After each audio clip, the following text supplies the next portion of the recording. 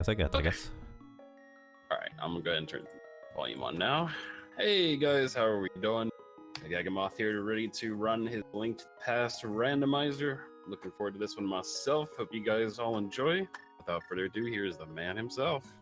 Well then, thank you very much, and greetings ladies and gentlemen, good morning, good evening, good afternoon.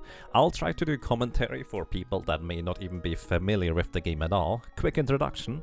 This is Zelda, A Link to the Past. It was originally, or still is, a Super Nintendo game, so pretty old, kind of. And this is essentially just a randomization ROM hack.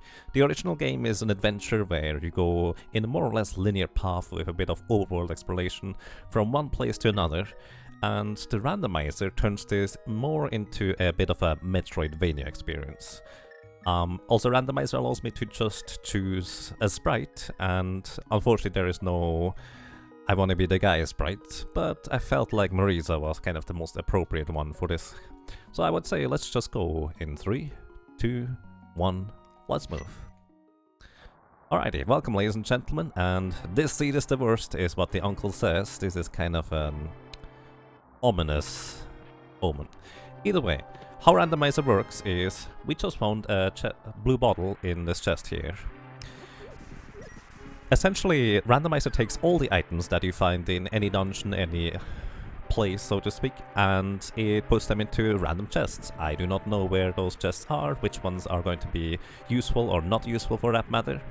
And the beginning starts here, where it's the escape sequence. We need to go into the jail cell, rescue Princess Zelda, after acquiring our first weapon from the uncle. So, the first weapon is going to be the Cane of Burna. The Cane of Burna allows us to just be invulnerable for a certain amount of time, but also the little spark around us actually deals damage to enemies. What my first goal is going to be is just kind of picking up all the chests along the way, because they can be quite necessary and useful. But on top of that, I will also try to kill certain enemies if I get a good opportunity to kill multiples of those, because they could drop me some bombs. A lot of those, a lot of the game is randomized, and that does include enemy drops. Normally those guards here cannot drop bombs, but my first goal will be to get some bombs, because there will be a bombable wall that hides 3 chests. I don't know whether those chests will contain anything useful whatsoever, but I will just attempt to get there, and if I don't get bombs, too bad. I can come back later. The randomizer always assumes that... Oh, see, I didn't use the correct weapon. Good start. This guard here has a smoke key, and smoke keys are used to open up those locked doors. Kind of obvious. Bombs are used to open up bombable walls, but also the randomizer always assumes that you always have bombs, which means that wall I will be able to open, it can potentially contain items that I need to progress. So essentially, when we talk about progression items, let's actually talk real quick about the layout on the left side. The layout on the left side, you see a little character in the top left. That is the sprite from Secret of Mana. I was just too lazy to update it for Marisa. And here we have bombs. That's kind of convenient. Either way, the sprite has a sword in hand or not a sword in hand, depending on whether I find one or not. I will just update the tracker on the left side with whichever items I got. Something that you cannot see on screen right now because we just don't have enough space on the layout. I do have a map tracker attached to the entire thing, where I'm going to be able to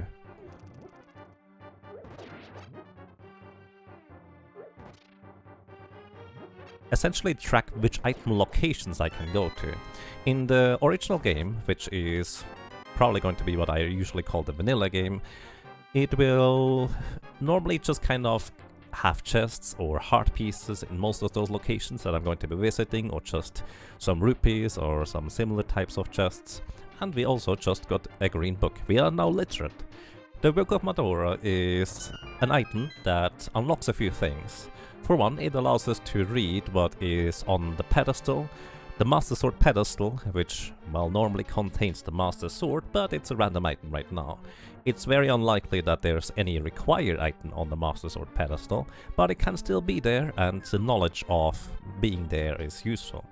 So the overall goal of the game is to go ahead and gather the 7 crystals from 7 out of the 10 dungeons, and then with those crystals you go into the final dungeon, that is Ganon's Tower, and after completing Ganon's Tower you want to defeat Ganon, and that's the end goal of the game. There is 3 other dungeons that are pendant dungeons. In the vanilla game, those are the 3 dungeons that are in the light world. The entire game basically plays on 2 sides. One is the light world, one is the dark world. It looks mostly the same, but obviously it has different areas and also dungeons, and just generally kind of different feel to it, to say the least. There's 10 dungeons, and it's random which dungeon is going to be a pendant dungeon and which dungeon is going to be a crystal dungeon. So naturally I kind of only really care about completing the crystal dungeons because the pendants are not usually absolutely required. They can be. However, because there's that one item on the Master Sword pedestal, and if we need to get that item, that means we will need to complete all the pendant dungeons as well, because that's how you unlock the Master Sword pedestal in the top left of the world map.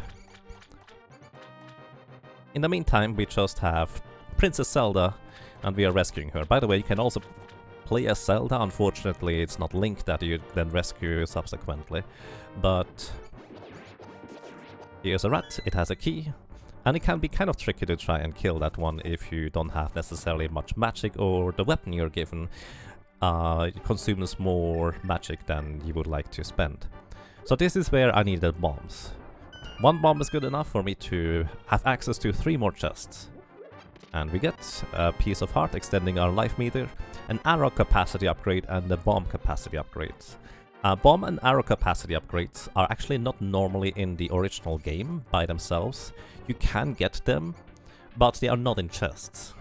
The randomizer, in order to not have as many junk items that are just 1 or 5 rupees or 20 rupees, which by the way is the currency in this game, they implemented that you also can get randomly capacity upgrades for your bomb capacity or your arrow capacity, so at least they are not as useless as just a few more rupees everywhere.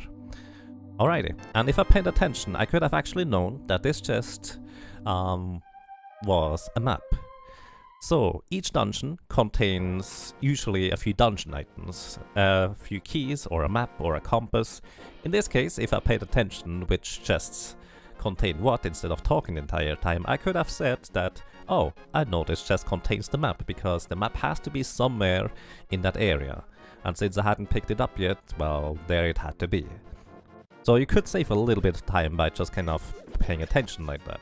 But paying attention is kind of difficult. So, I just pulled in a tree.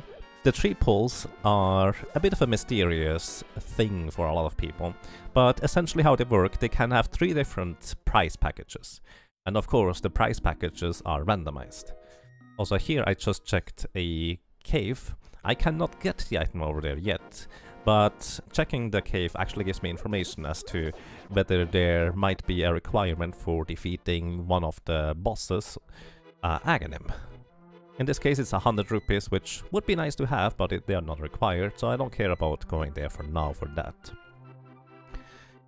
Either way, my entire trek through the overworld in the light world, the goal is to just visit as many item locations as efficiently and as quickly as I can, because that is how you complete this game rather quickly. And we just get our first sword. Swords in this game are essentially progressive, which means I always get the fighter sword first, no matter which of the sword locations, there's 4 sword locations in the game, I end up getting the sword from. So, the fighter sword is the very basic sword. It allows you to just attack, and it's actually kind of a big deal to just get a fighter sword rather than not having any weapon at all that you can have an unlimited use of. So that's nice to have, especially for progressing rather quickly. Next up, we are just wandering through Kakariko Village. I don't know exactly the story of most of those places, except I know there's 5 chests in here, and my general goal is to just go by the item densest location, so to speak. Most of those chests will not contain much useful, like 20 rupees, a bunch of arrows, just a piece of heart. 4 pieces of heart extends my health as well and also heals me, so it can be nice, but it's not really all that necessary. I did just also acquire a armor upgrade. Normally in the original game the armor upgrade actually comes really late. It's in the Ice Palace, big chest. And, well, having an armor upgrade already makes the whole run a lot easier, because you basically take only half as much damage from most damage sources. Most of them, not all of them. I forgot to read the pedestal. I guess I did have a decent opportunity to go and read the pedestal as I was in the woods there, but I will probably also get more opportunities. So, we just acquired a Master Sword. The Master Sword is the sword that is normally on the pedestal in the vanilla game. And it allows us to have sword beams. Whenever my health is full, you will see little sword beams fly around. The advantage of those is that they are ranged and you can hit enemies at range. The disadvantage of having sword beams is that they deal actually only about half as much damage as the Master Sword itself. And they can kind of get in the way of you dealing damage to enemies. To a large degree it's just really location dependent whether it's a useful thing to have those sword beams or not, for that matter. So, I just bought some more bombs. Thankfully we did have enough rupees to buy bombs, and also the bottle vendor required 100 rupees for us to get a random item. Very often those items are just not all that useful, unfortunately. But sometimes it's required, and the only way to know whether those items are required or not is by just opening the chest or getting to the location where the item is. Let's actually take a look at the map. So, it turns out all 3 of the dungeons in the light world are crystal dungeons, which means they are required for me to complete them. Right now I cannot complete a single dungeon. Also, we just got the lamp. The lamp is really nice because it lights up dark rooms and you can actually see something, otherwise it would be pitch black. You can navigate them in the pitch black if you are adept at it. Also, a flute allows me to travel quicker thanks to essentially calling out the duck in the middle of town here. So it's a pretty convenient location to get the flute. Alrighty, so we now have access also up to Death Mountain. Death Mountain is a location that was just unlocked by me acquiring the flute.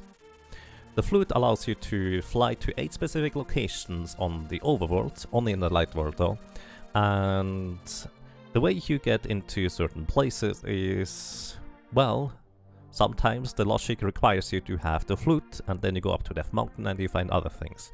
In the original game you need to have the gloves in order to be able to lift up a heavy rock and then go through the tunnels up to Death Mountain. But the randomizer logic, which there's a shovel over there, I would like to have that. The randomizer logic, it can be kind of anywhere in a sense. Like, it's possible that I'm never even going to bother getting the lamp because I don't need it. It's possible that I will get the gloves and titansmiths and everything else I need in order to go into the dark world right away in the first 5 chests. And it's kind of intriguing, because once again, the entire game is essentially a Metroidvania at this point. And what I'm doing right now is I'm just going through the standard locations. The flute, as you could see, allowed me to travel and transport in rather quick and convenient fashion. Rather than having to walk everywhere, this is a lot more convenient, to say the least.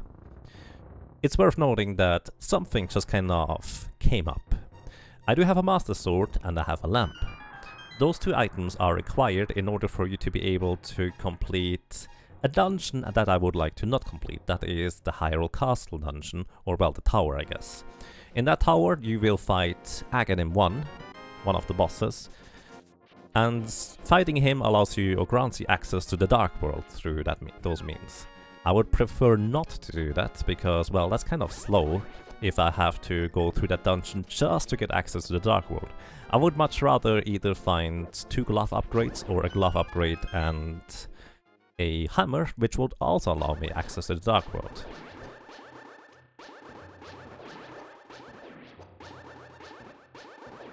Alrighty, so This is Mini Moldorm Cave. There is 5 item locations here, 4 in chests. Some more money. Money is pretty good right now. Also, the guy gives me a nice amount of money. The only thing we got here that was somewhat interesting is a bottle with a bee in it. Not all that exciting, unfortunately. So, and my options now are getting more and more limited in where I can go. I'm going to go up to Death Mountain right now.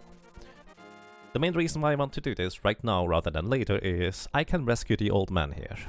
The old man is in a tunnel in the original vanilla game. When you first go up Death Mountain, you just kind of meet him along the way. He is pretty much lost in his dungeon and you lead him back to his home in, well, the top of the mountain. And as a thanks for you leading him back home, he gives you a mirror.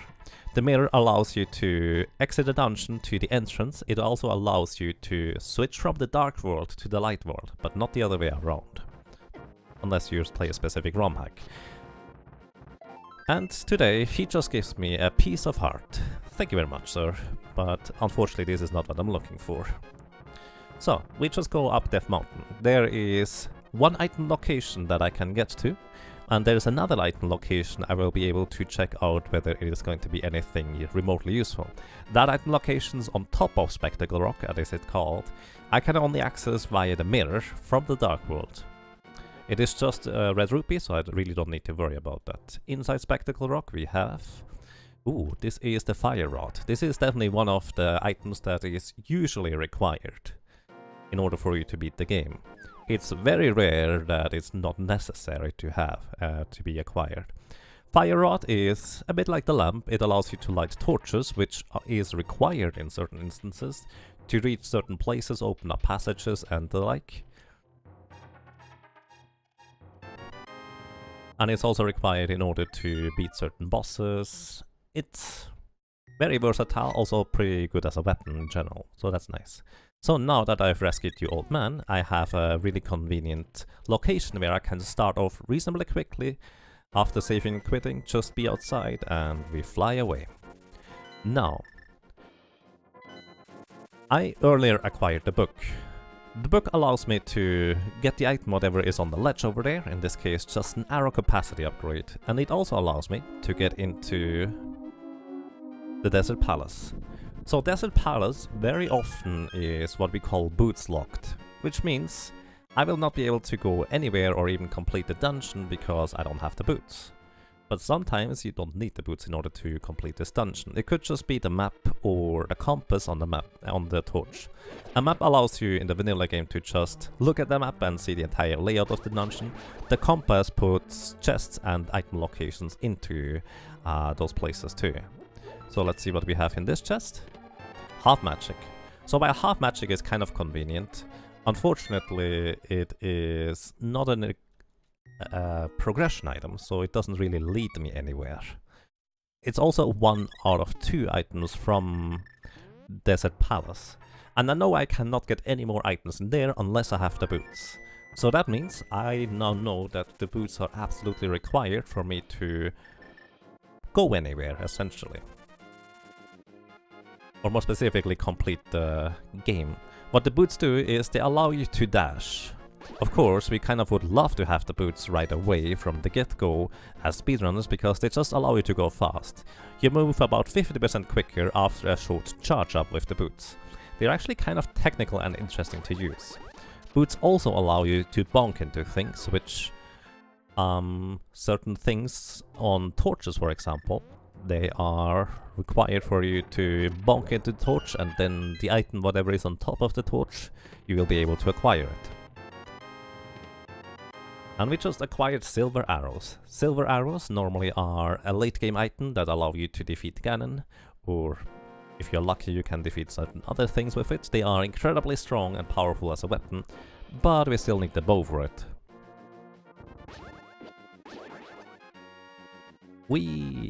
I like the high spirits emote.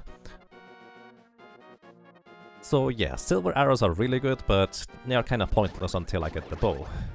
And this dungeon here I kind of didn't want to visit yet, because in this dungeon you need the bow in order to get to the boss.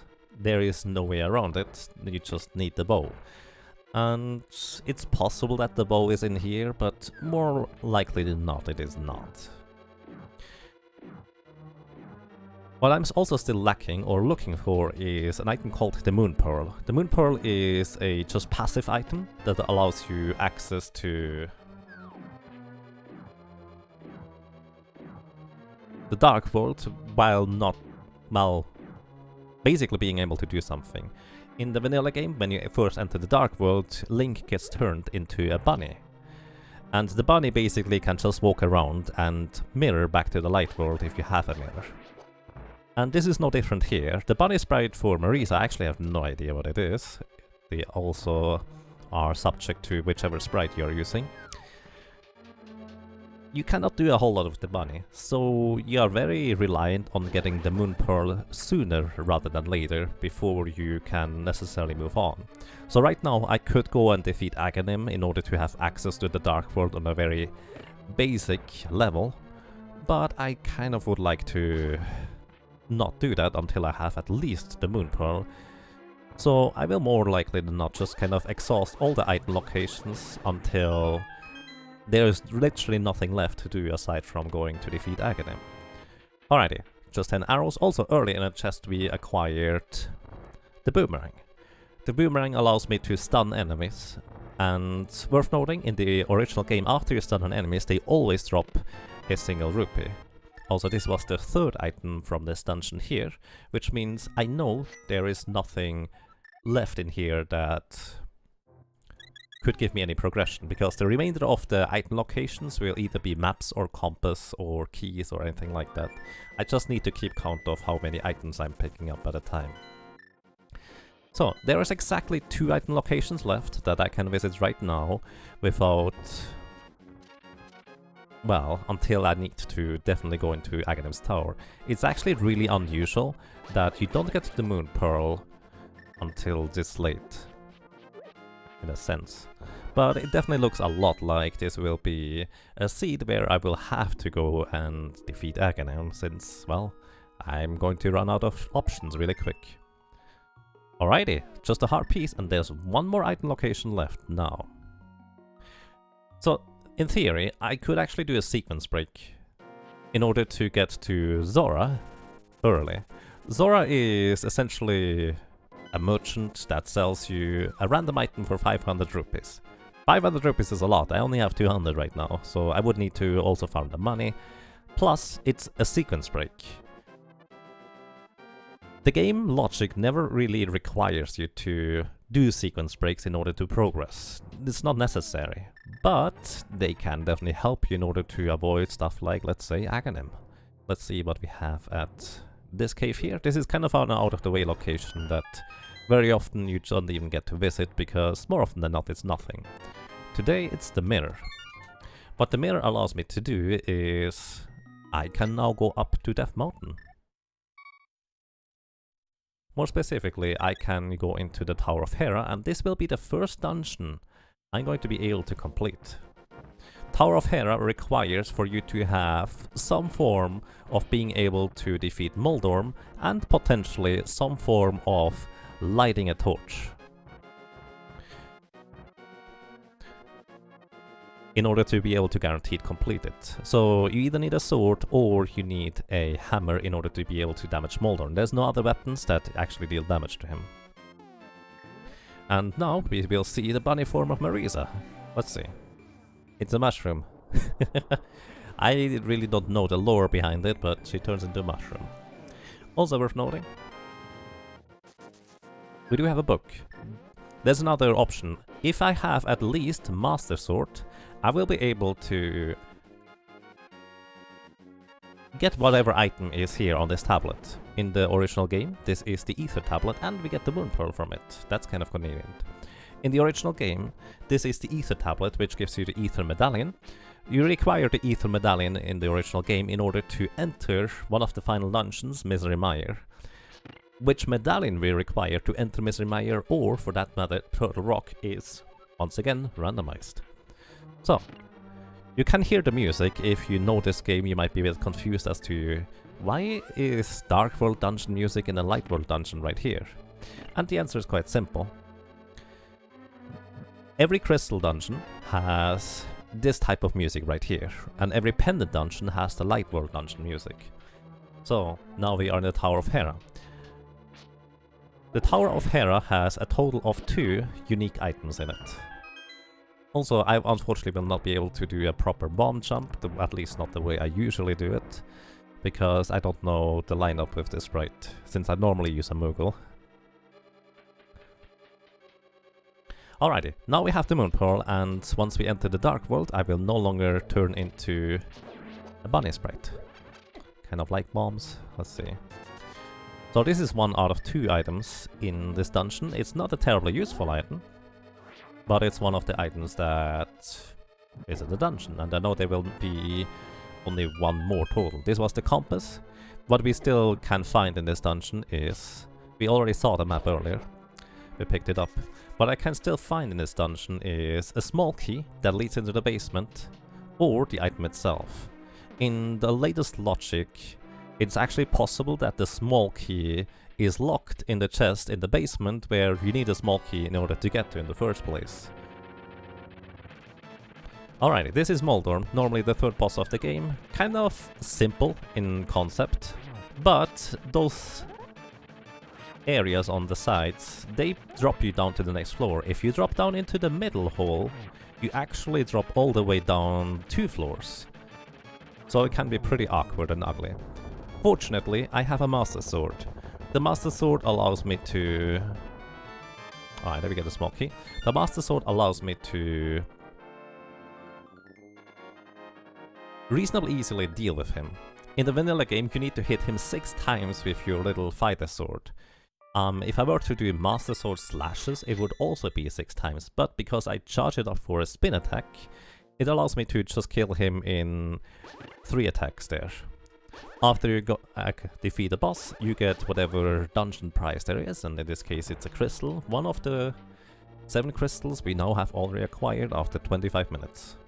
Sometimes it's faster, sometimes it's slower. It really depends on how nice the seed is. My fastest time for Randomizer is like 1 hour 16 minutes. My slowest time, or one of the slowest times where I really tried to go fast, was kind of yesterday with 2 hours and 6 minutes or so. So it can be a pretty huge disparity in how quick the run can go. Also, I'm derp.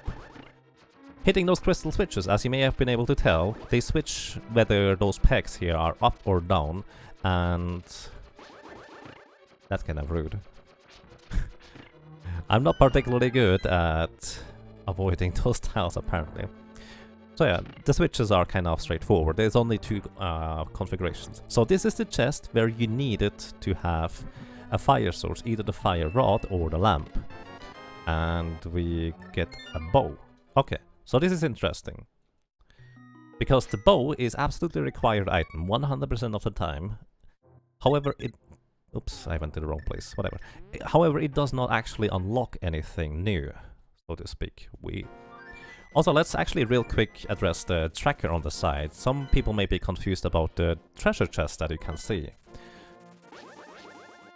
So, we just defeated Moldorm here, this guy that is blinking right now. And he is the boss, and next to him there are 1, 2 or 0 chests. That basically indicates how many items I have acquired out of this dungeon. And, well, in this case, I have acquired both items out of this dungeon, and one of them was absolutely required. So, as you could tell, it took me quite a while to sit through the animation until I finally got to the chest in the basement. That's one of the chests that you kind of like to skip if you have the opportunity to, but in this case it was required. So, now, worth noting that I could go and complete Eastern Palace if I really wanted to. The problem with doing that right now is that Eastern Palace does not have any items anymore. The chests next to Eastern Palace here, Armos Knights is the boss, they are empty. That means there's no more items to be gotten in that dungeon. I still need to finish the dungeon, and now I have the means to, thanks to having acquired the bow. But there is still the problem of, well, it will not actually yield me anything. So my only real option right now is to actually go ahead and complete Aghanim's Tower. Once again, this allows me access to the Dark World. There is different ways of being able to get into Aghanim's Tower. Either you need to have at least a Master Sword or higher level sword in order to destroy the barrier in the front of it, or alternatively, the not quite so intended way, but it still works pretty well, is by using a cape. The cape allows you to just sneak under the barrier and be invisible and invulnerable for the duration. For some reason, or unfortunately, it does not work with the Cane of Burna, which also is a type of invulnerability item. So, however, I do have a bow with silver arrows, which means silver arrows are incredibly strong and powerful, and I can easily just defeat enemies if I hit them with one shot. It also lags the game quite a bit. Keep in mind, ladies and gentlemen, this is essentially a Super Nintendo game, and you don't really have all that much processing power. So the console gets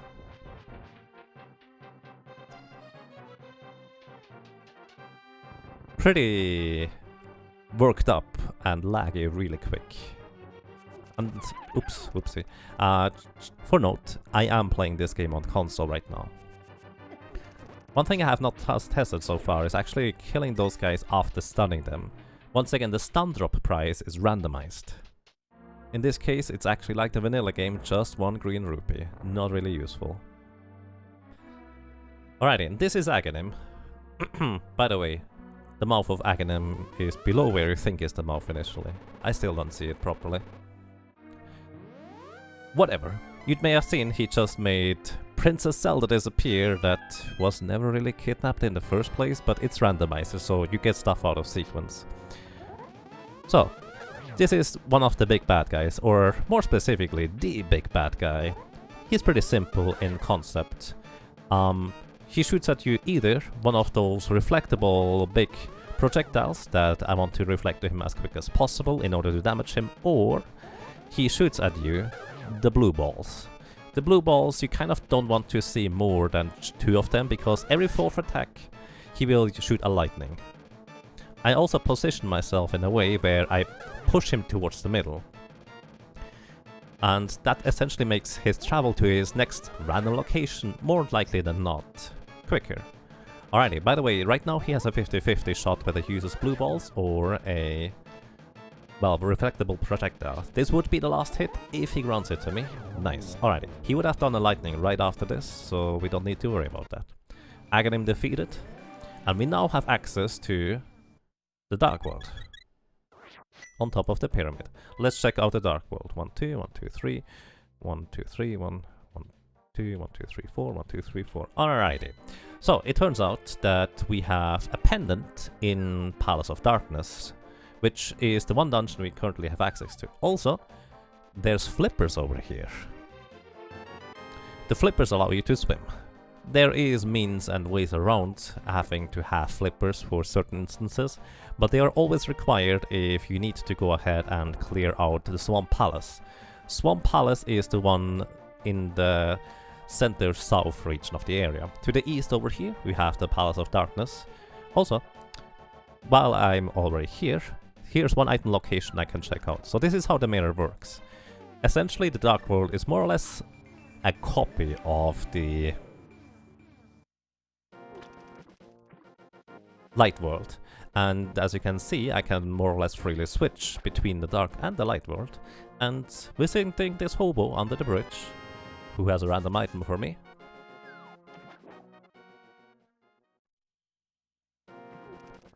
is really efficient to do just from this location and position, but I need to have flippers in order to do this, and I also need to have a mirror in order to do this. So, kind of a bunch of requirements. Sometimes you only have the flippers and you have to visit him the normal way, which is slightly less efficient. You just try to always string together all the most efficient ways of getting to through the locations. So in this case, just being able to visit him right there at this point was really nice. Also worth noting, what I generally try to do is I generally try to follow whichever item I have acquired last. In this case, my latest item acquired is both the bow and also the flippers. Those do unlock different locations, and more specifically, Palace of Darkness can be pretty much entirely locked by having the bow. We do have the bow, so we have access to almost the entirety of it, with exception of the boss. You can only get to the boss in this dungeon if you have the hammer.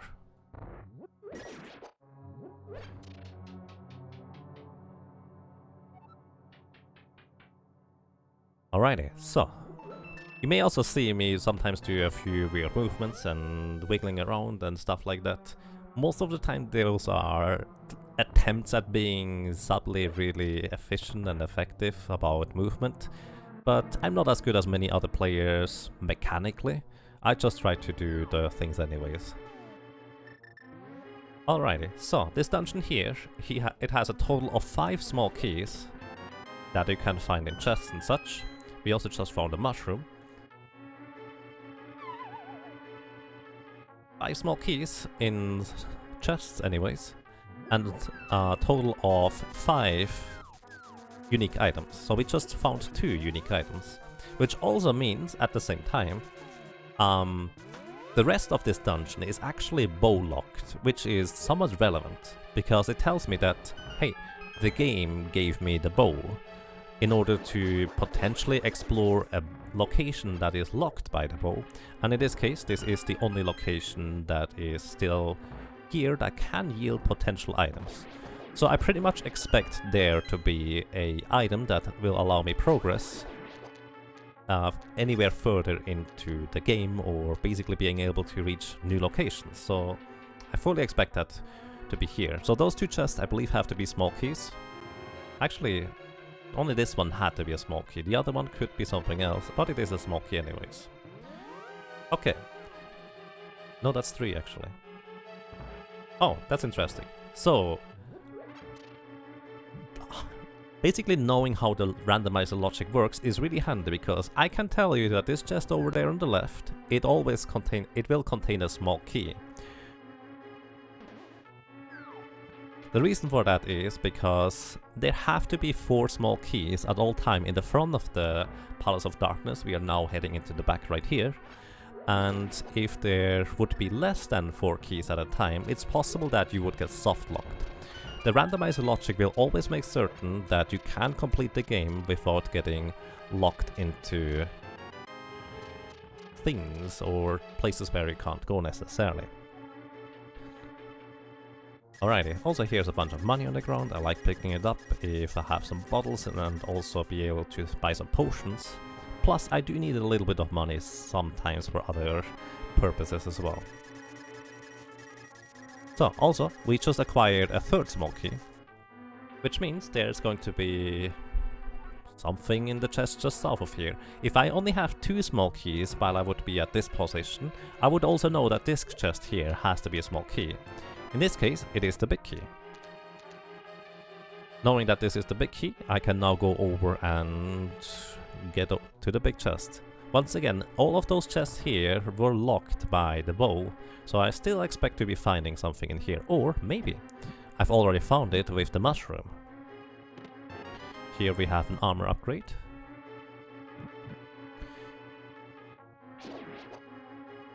And let's see what the last 2 chests have for us. Here we have Quake. Quake is one of the 3 medallions that can open up Misery Mire or Turtle Rock. And it can be required, cannot be required, not sure. And it turns out there is one more item at the boss, the Helmosaur King. Unfortunately, that is kind of all the information I get out of this. So it's possible that the mushroom I acquired is necessary or required for that matter. But I'm not going to be really certain until I check it. The mushroom is an item that in the vanilla game allows you to trade for the witch's powder, and the powder uses a little bit of magic, of your magic bar in the top left, that's the green bar, in order to, well, sprinkle magic powder over certain enemies. And certain enemies will allow you to just turn them into fairies. Fairies heal you for a nice amount of health, which is convenient because sometimes you just take a lot of damage. Also worth noting, I did just acquire the red mail. The red mail once again cuts all the damage you receive from any source that is not fixed damage. It cuts it down by 3/4. Alrighty, also you may be wondering, why are you back into Eastern Palace? Well, we now can complete it, even though we know there is going to be no item acquired in this dungeon here that will help us in any capacity. I will still need to complete this dungeon at some point. And since basically Palace of Darkness is at the exact location where Eastern Palace is in the Light World, I could just use the mirror and mirror from the Dark World over to the Light World and just go ahead and complete this. So that kind of makes it rather convenient. So those red Igors, as they are called, the red dudes with the one eye, you can only defeat them with the bow. Those are the reason as to why you cannot get to this boss here unless you have the bow. So this is Armor Knights. Normally they take 3 arrows each in order to defeat, but we have silver arrows, so it's 1 silver arrow each. Just to defeat them, we get our cake, which is a compass by the way, and completed our second crystal dungeon.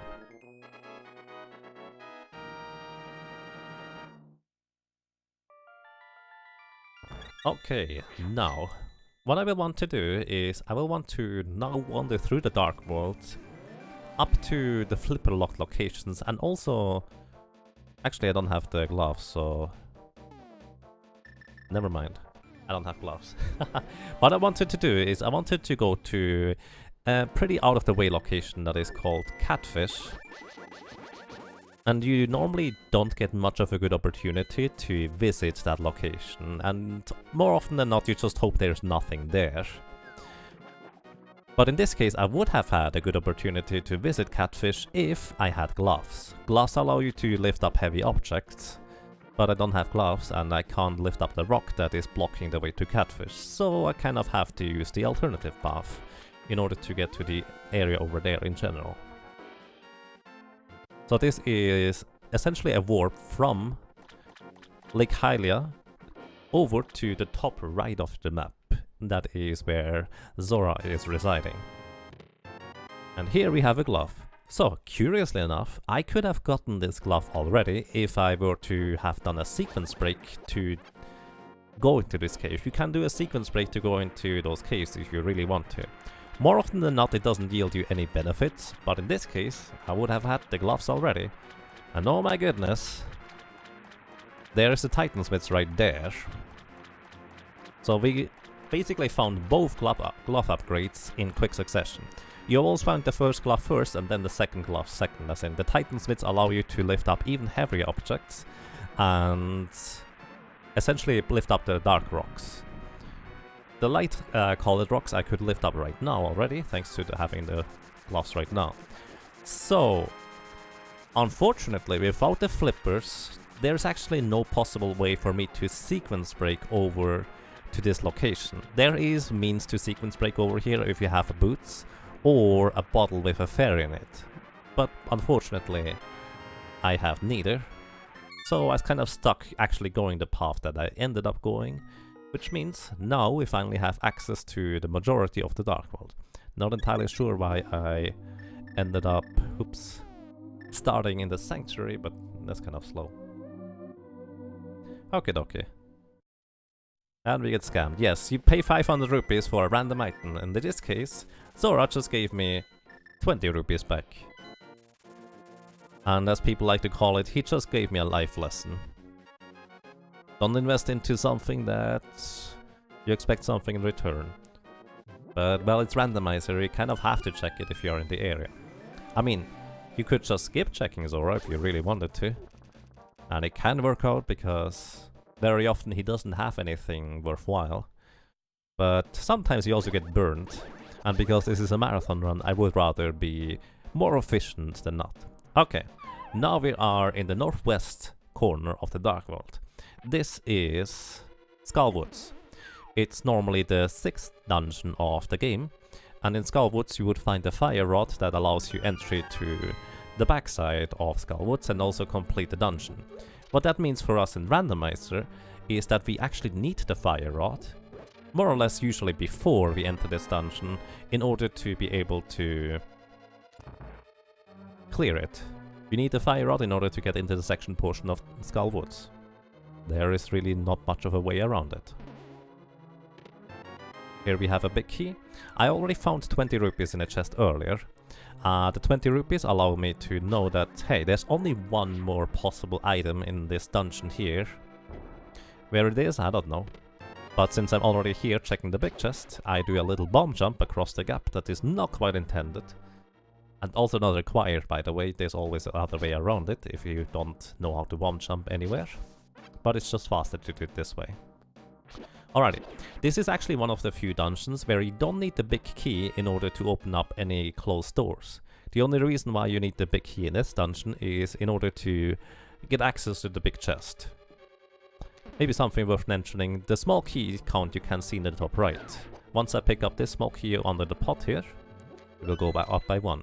The big key shows up in the inventory in the bottom right section.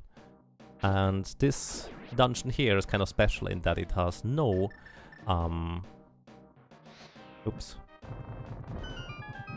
it has no requirement for you to have the big key in order to finish the dungeon. There's only one other dungeon where that's the case, and that is Swamp Palace, which we will have to eventually enter anyways. Alrighty, so now we go through here. Those mummies die to 1 fire rod shot, which is convenient, because most enemies actually that are vulnerable to the fire rod, they just burn to death. And those mummies have an incredible amount of health. You would rather not deal with them, which is also why I picked up the small key under the pot earlier, which allows me to just ignore the mummy in the previous room for now, which actually normally has a key or a small key that you would like to have, but I did not have to deal with it. So this is Mothila. He takes 8 hits with the Master Sword or 8 Fire Rod shots. Fire Rod is basically just a convenient way of having ranged attack. If I can't reach Mothila with the Master Sword because, well, it's only melee ranged. Alright, Mothila didn't give me anything, but it's a crystal, it's required for me to complete this dungeon. So we have 3 out of 7 crystals. And, well, where do we go next?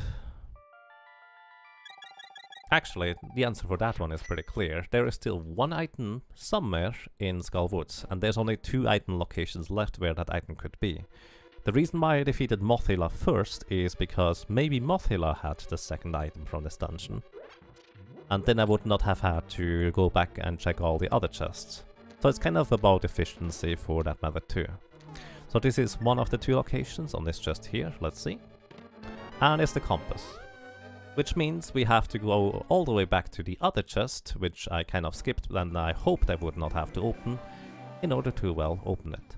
But before we go there, we have a convenient opportunity to just be right in front of the Master Sword pedestal in the light world if we mirror over to the light world. And we check, I'll make things go triple boom. This is just 3 bombs. So if you were to go through the effort and grab all the 3 pendants from the pendant dungeons, defeating the bosses of those dungeons, you would just get 3 bombs for it. So not terribly useful. As I said, it's like a 5% chance that there's something worthwhile on the pedestal in the first place, so it's kind of rare, and also rather unusual. Okay. So, I don't like those mummies, and the easiest way to deal with them is just burn them. Also convenient enough, an enemy just dropped me a full magic container that disappeared before I could pick it up. You have to push the statue onto the switch in order to open up this door. There is an item called Cane of Samaria, which creates blocks that holds down switches. That's literally the description of it. And we have a tempered sword, a new sword upgrade, so we pretty much deal twice as much damage to most enemies. And I forgot. That's alright. Oops. Muscle memory, please. So, having a tempered sword is not required, but it's really convenient and also makes a lot of things faster, so it's definitely nice to have. It would have been nice to have this sword upgrade before defeating or fighting Mothila, because it would have required half of the amount of hits to kill him. But, well, there's no way for me to know that this was right there. Alrighty, now we just kind of do a little tour through the Dark World. However, before I go too far in many directions, I'm going to go ahead and check this location here. It just contains a +5 arrow capacity upgrade, so nothing we need. This is one of the only places that is locked by the cape. The cape allows you to become invincible and invisible at the same time, allowing you to just, well, go under a bumper that would normally bump you around that you may have seen in previous dungeons. And that's the only way to get to that item unless you use major glitches. But in the general runs I do, you don't actually use any major glitches, they are not allowed. Minor glitches are allowed, but never expected of you to be doing. Alrighty, so here in the ledge behind the graveyard, we just have a piece of heart. We don't need it, so we just kind of leave it there, saving a bit of time on the pickup animation.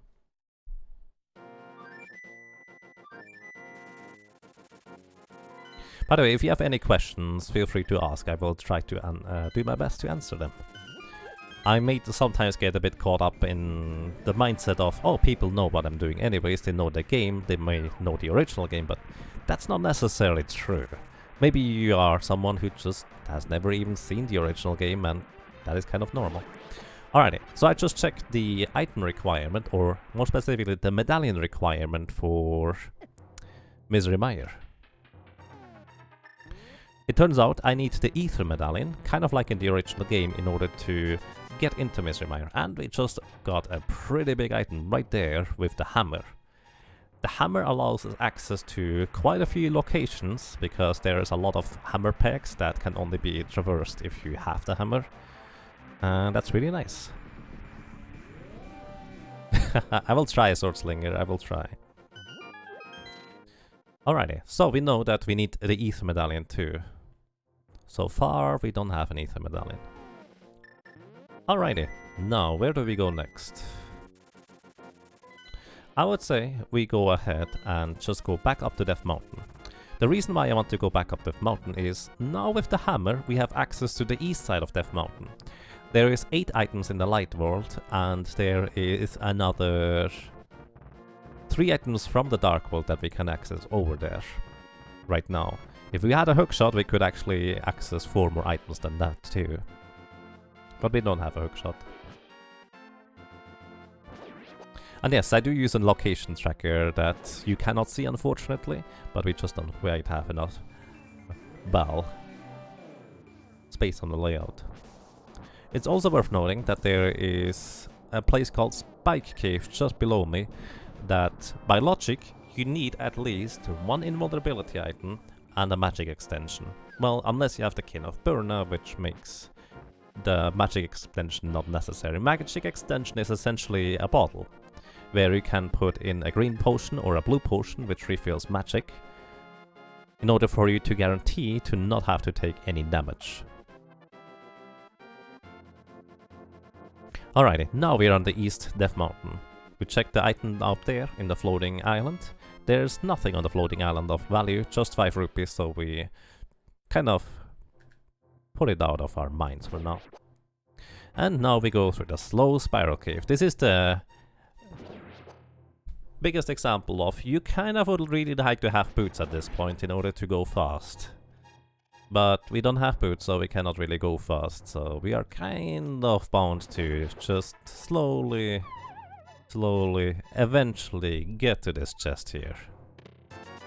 We get 300 rupees for our efforts, which is nice. Not necessary, but nice, because it allows me to more freely just go and buy potions if I want to, which I will probably go and stock up on potions sooner rather than later. Okay.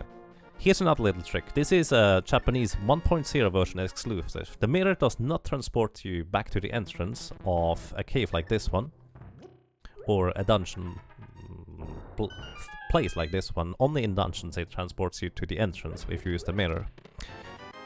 And if you push a block that you can push around and then use the mirror, you hear the pepe sound and the block for some reason disappears.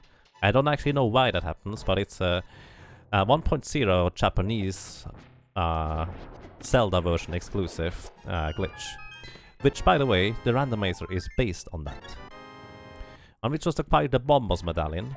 The Bombos Medallion essentially is making a gigantic ring of fire and burns all enemies just kind of around where you are. Wait, I actually don't need to do that.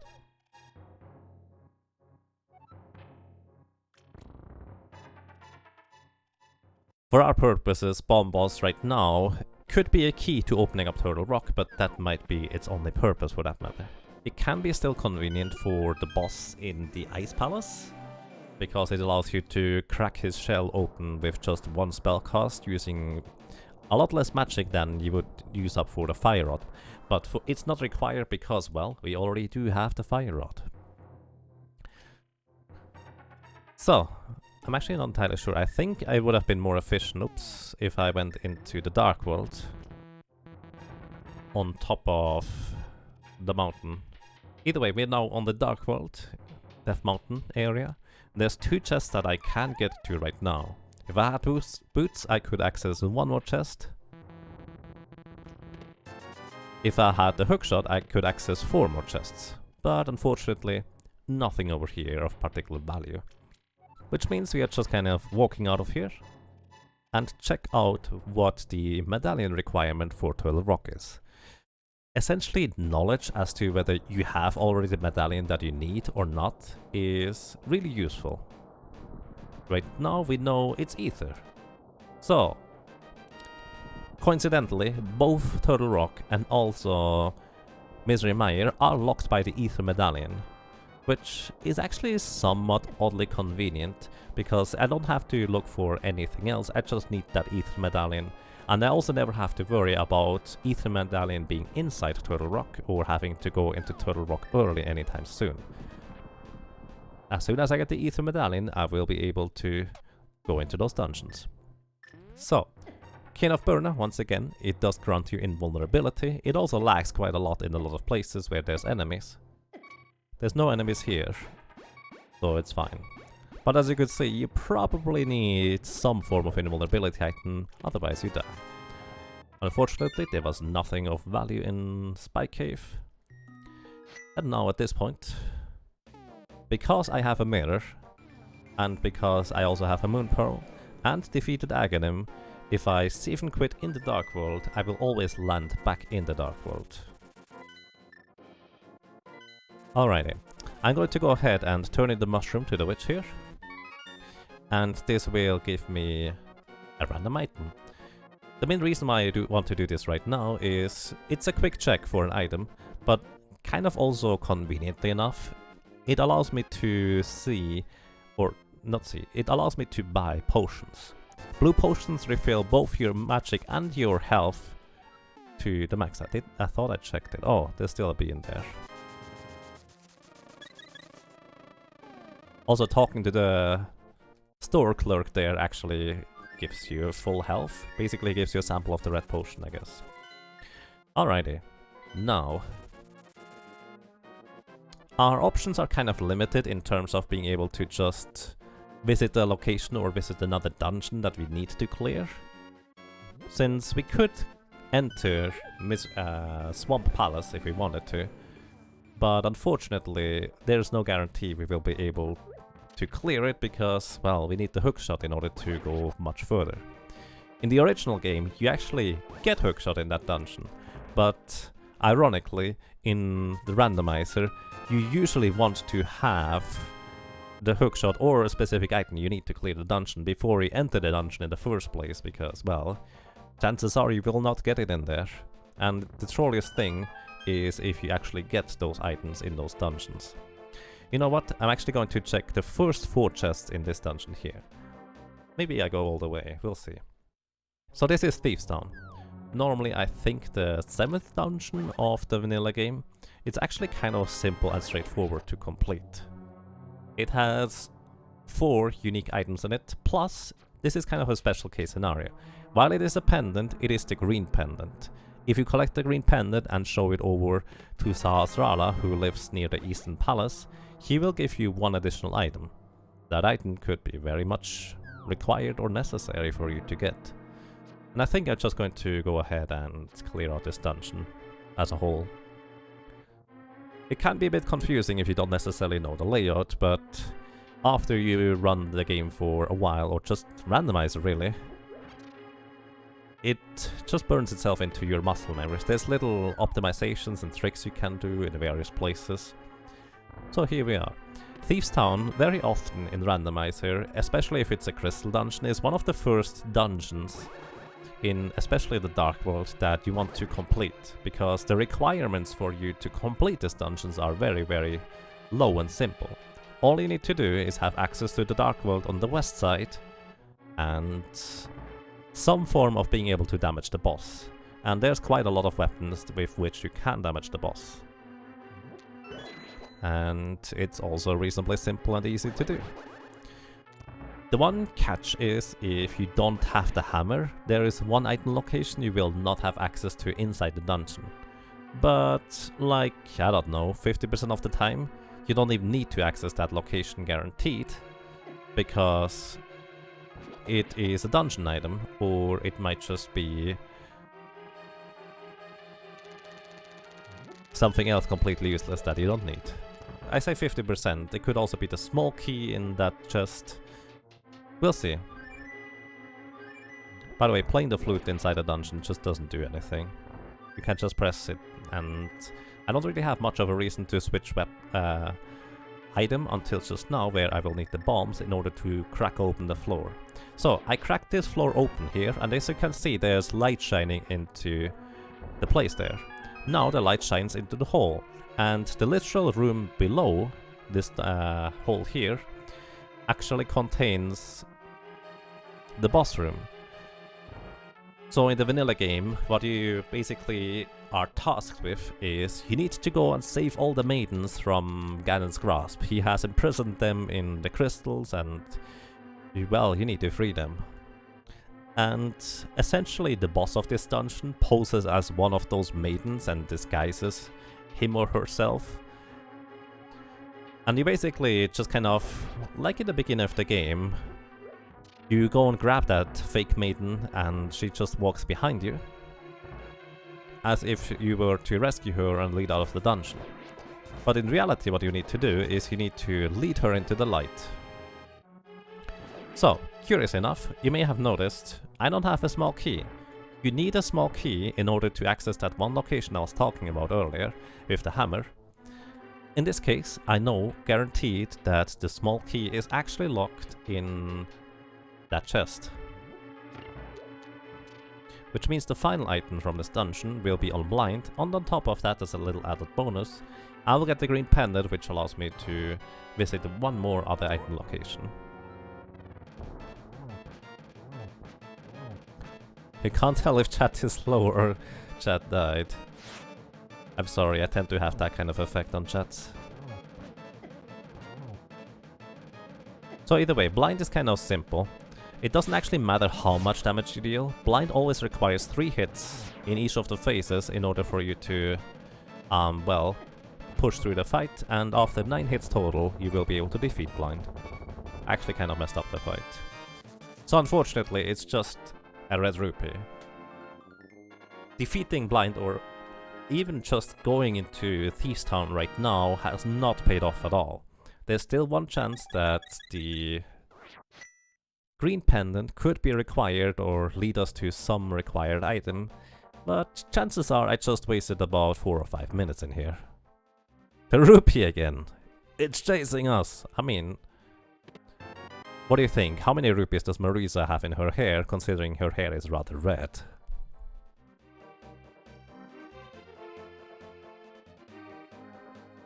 Alrighty, so my next goal is going to be just kind of checking out... Oops, come on, I messed that up. My next goal is going to be checking out a bunch of locations on the overworld, because, well, I don't really have much of an option. I could actually go and dip into Ice Palace if I really wanted to. And Ice Palace is a dungeon that is a pendant that I don't want to go into because, well, could just be like Thieves' Town and completely be useless. But it's still an option where I can go to. Let me actually do this differently. So I'm going to do a little fetch questy type thing. Before I do that, however, I'm going to do the digging game. The reason why I go down here to do the digging game before I do anything else is weird and a bit strange. if you have a little follower following you, like a frog that I'm going to be picking up, or a chest for that matter, you actually cannot start the digging game at all. It does not let you. So you have to complete this digging game before picking up those followers. If you have a follower, you cannot do digging game. And I actually personally often really like just straight up skipping the digging game, because you have to walk all the way down here, then you have to walk all the way back up, and we just get a single arrow. Lovely. So yeah, very often the digging game doesn't yield anything, but it's the most efficient and consistent way of clearing a randomizer if you just clear every location as you go along the way. I just really don't like doing digging game. So here's a little froggy. Little froggy tells you in the vanilla game that he is actually a little dwarf and kind of stuck in the dark world, and you need to lead him to safety. And the way we do this is by bringing him over here and, well, just made her over to the light world. He comes with us, and it turns out the little froggy is actually a dwarf. Those two dwarven blacksmiths, once you reunite them, allow you to upgrade your sword. They will allow you to upgrade your sword to a tempered sword, which is the one we have right now. And also apparently today they are hookshot smiths. Nice. Hookshot is one of the required items, so it's definitely very much required for me to find that. After you deliver the blacksmith in the dark world in this location, there's actually now a purple chest. Also, by the way, the dwarves actually charge a little fee, and you are without sword for a little while until they upgrade it. In the randomizer, all of this, including most of the dialogue choice or dialogue boxes, etc., have been cut out and shortened for that matter. Alrighty, however, we reunited the smiths and they give us a very valuable item in the hookshot. Those dark rocks, by the way, we need the titan smiths, the yellow ones, in order to lift up those rocks. If we only had the regular gloves, which by the way is called the power glove, and people like to say it's so bad, you would not be able to lift up those rocks, and also not be able to rescue Froggy for that matter, because he is surrounded by black rocks. Yes, single rupee. There's 2 single rupees in the game, but only a single arrow. And here's a shield. I like shields. I like to pick it up. Shields, they are a passive item, just literally right in front of you.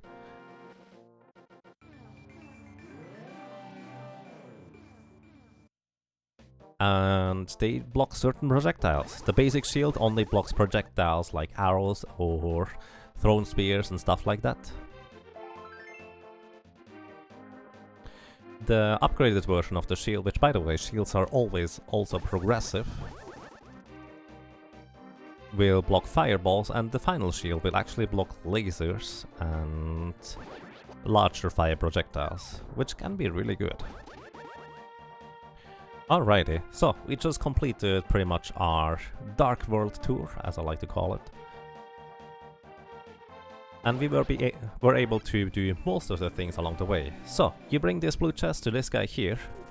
He is secretly, quote-unquote, a master thief and opens up any lock, and he just kind of does it for fun. And more specifically, in the original game, he opens up that box for you in order for you to leave him alone. In that box, in the vanilla game, you find an empty bottle, and empty bottles are actually quite valuable, because there's only 4 of them. We already have 3, so we wouldn't necessarily care about bottles.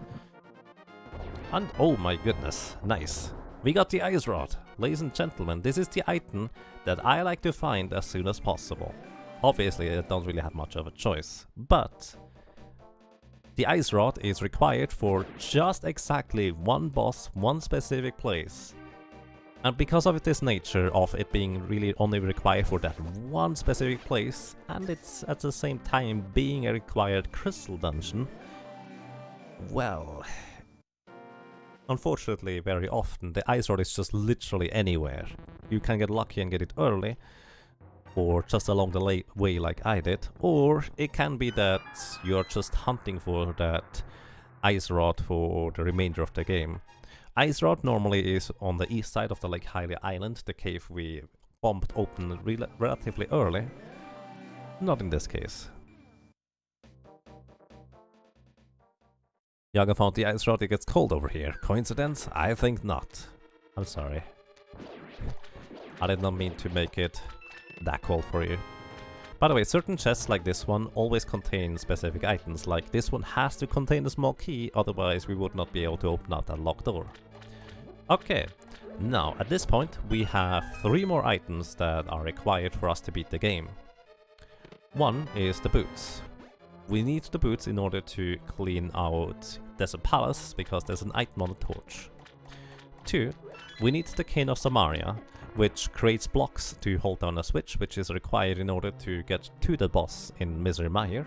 That's the southwest dungeon. And 3, we also need the medallion, the Ether Medallion, in order to be able to enter both Misery Mire and also Turtle Rock. So once we have those 3 items, we will be able to just ignore more or less every other chest in the game and go straight for the boss and complete the game. Right now, I'm still going to be opening a lot of chests in the hope to find those items. That's just kind of the nature of Randomizer.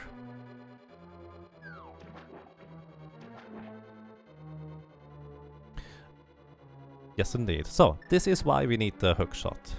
Hookshot allows me to, well, hookshot over there across gaps. And otherwise there's no other way to clear or, well, get through those gaps without using major glitches. Once again, we don't use major glitches in this kind of environment. Certain gaps you could actually cross by using a technique with the boots that is called hovering. Hovering, however, is really difficult to do, and I have not learned it. I've tried it for about an hour or 2, and the furthest I've gotten was half a tile across a gap. But half a tile really doesn't bring you anywhere, so personally I will always pretty much require the hookshot in order to beat the game.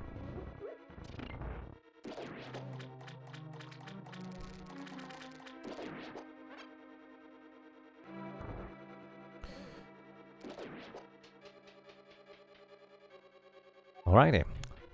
So, there is 4 more item locations in this dungeon here. I kind of hope that all 4 of those item locations will contain a non-dungeon item. A dungeon item, by the way, is either a map or a compass or a big key.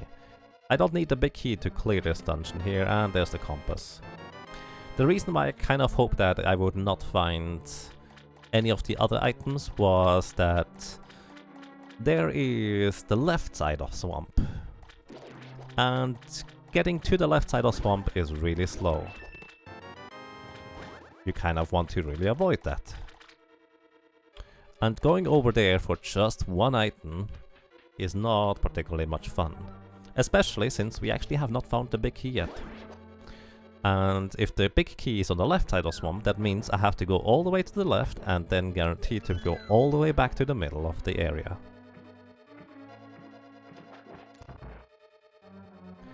Alrighty, and now we get to the next boss, Argus. By the way, in the vanilla game, this is supposed to be the 2nd dungeon you enter on clear in the Dark World, based on its number of crystals. But for us, for our purposes, we can just kind of clear it whenever we have a hookshot and the flippers. You need the flippers in order to swim through the water here. And even though there's methods and ways around, well, swimming through the water... Oh boy, not even the big key. Even though there's methods of avoiding having to go through the water in overworld locations, inside these dungeons you require the flippers. Let's say Swamp Palace here was a pendant dungeon. It would mean that I don't necessarily require the mirror, I don't necessarily require the flippers, and I don't necessarily require the hookshot in order to complete the game. For me personally, I wouldn't need the hookshot anyways. The mirror you need in order to enter this dungeon, you have to mirror in front of it and drain the water in the light world in order for you to be able to have, well, room to swim across in the dark world. Inside the dungeon, that is. In a weird kind of way, you basically drain the water from the light world into the dark world. I actually have no idea how that's supposed to work, but hey, it's fine. It's video game logic. You're guessing not world record pace? No, world record actually is like a 56-minute run or something crazy like that.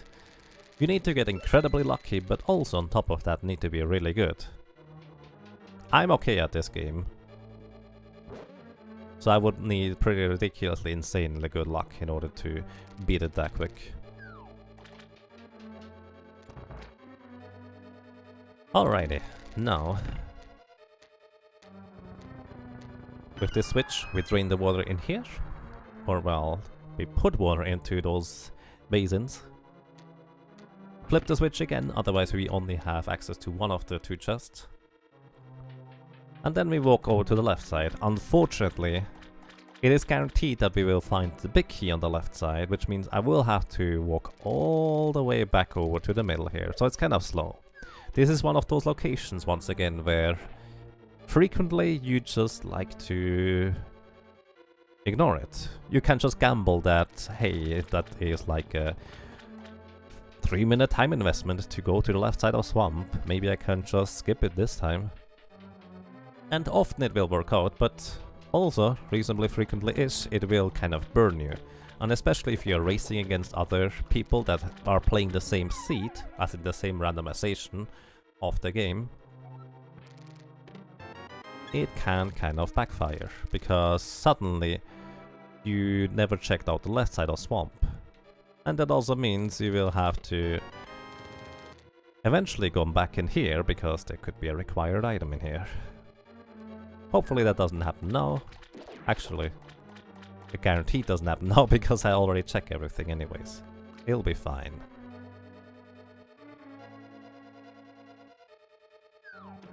Now, what is going to be my next objective? Where do I want to go next? My options are not all that great for the most part. But there's one really good option now that I think about it. And dipping back into Swamp Palace was unfortunately completely pointless. There's one really good option, and that option is heading over to what was formerly known as the Hype Cave. The reason why it was Hype Cave is because in previous versions of the logic, items were really stacked in here, so very frequently you would get 2, 3, even 4 or sometimes very rarely 5 progression items right in here. It was ridiculous, actually. Right now, most of the time you don't find a whole lot in here, but it can still be useful because, well, it's 5 item locations just in one place. Not in this case. We found our lost bottle.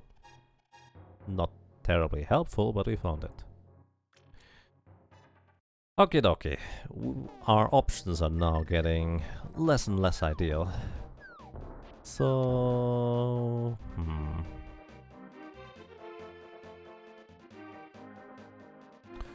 Our last acquisition has been the hookshot, and very often I try to just go by the location that I have latest acquired or unlocked. Which means, in this case, with the Titansmiths, I unlocked the hookshot, and with the hookshot I really have not unlocked anything right now. However, aside from Swamp Palace, there's actually also other locations that do get unlocked by the hookshot, and those locations are inside Ice Palace. So it's not necessarily the case that you need the hookshot to clear Ice Palace, even without glitches, but it can be. So it's like a coin flip over there. And while I was thinking on what to do next, I've been just kind of wandering and walking up here. And up here, this is the out-of-the-way location that I kind of wanted to go to earlier, but I just didn't have an opportunity to. That is Catfish. As you could tell, it took me like 2 minutes to just walk here. It's kind of slow. And he just gave me a red rupee, that's why you don't want to visit him. Okay. Now that I think about it, there's actually 4 item locations up on that mountain that also get unlocked by the hookshot. So, do you go into a dungeon that you really don't want to clear out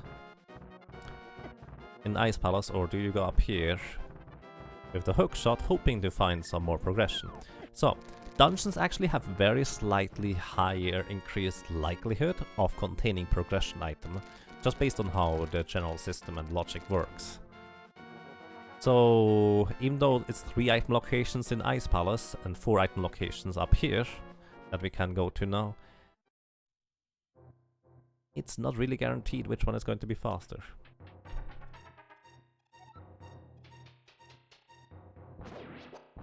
And yeah, follow the last item you got is kind of very often useful. With the exception of Ice Rod. Ice Rod can just be literally anywhere. The bow and certain medallions can be a similar trolley level where they don't care what you got last, they just are in a random location. But it's kind of going by the logic of the game, or more specifically the randomizer, has to give you certain items before you need them, so the locations where they can be is restricted, and also in a sense the randomizer has to give you access to those places where those items are hidden and located. So if the game gives you a book early, you go and check out the book locations. So here we get a shield, not necessary but nice, a heart to extend our meter, arrow capacity upgrade, and rupees. Ladies and gentlemen, we have 2 more item locations aside from Ice Palace that we could check out. One is the green pendant, and the other one is defeating the Helmasaur King in Palace of Darkness, which, once again, that's a pendant dungeon. I don't really want to do that. So, since those are 2 more or less separate or secluded item locations, I'm going to just go into Ice Palace. Red rupee again. There's like 20 red rupees in the chest. And I think originally it used to be more red rupees, or at least more trash items. Until they decided, hey, you know what? We could just put carrying capacity upgrades into those chests, and they basically create a new item for those. Well, that's nice. There's 29 red rupees, oh boy. By the way, Gamer Cal probably has a bit more knowledge about the general numbers? I'm horrible with numbers. Okay, so here's our first chest.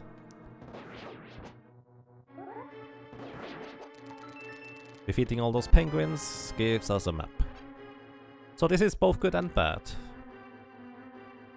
Well, it's bad because it doesn't give us any progression, but it's somewhat good-ish because, remember, Hookshot is my latest acquisition, and with Hookshot I will be able to go to a certain place on the right side in Ice Palace. I could also get there with bomb jumps, but my idea is more in the vein of, because the game gave me the Hookshot, it probably is likely that the locations the Hookshot unlocks contain something useful.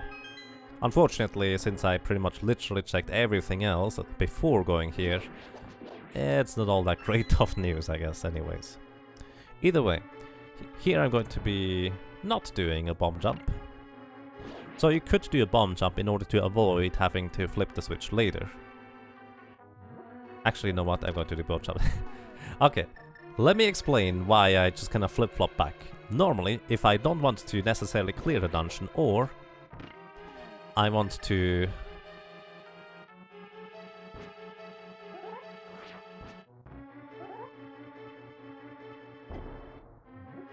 well, this is how to do bomb jump. Normally, if you don't necessarily want to clear the dungeon, or if you have the King of Samaria and plan on clearing out or clearing the entire dungeon anyways with all its items, it's usually faster to not do the bomb jump.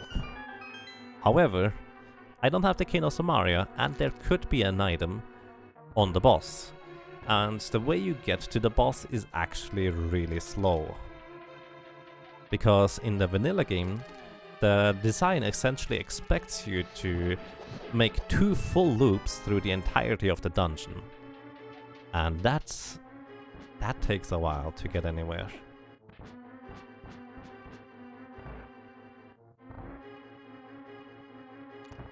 No, blocks never stops.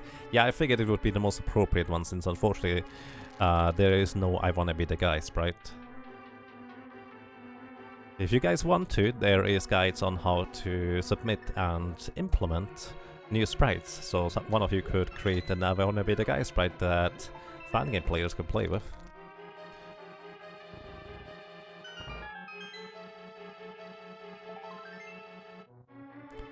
And yes, unfortunately you don't actually exchange the voice files. It is supposed to be only a visual change, so it makes sense. Alrighty, we have acquired 1 out of 3 items from Ice Palace. The other item just now was a big key. So where do we go afterwards? Probably Ice Tea Room. There's one more chest over here that I kind of skipped over earlier, because more often than not you don't necessarily care about going there.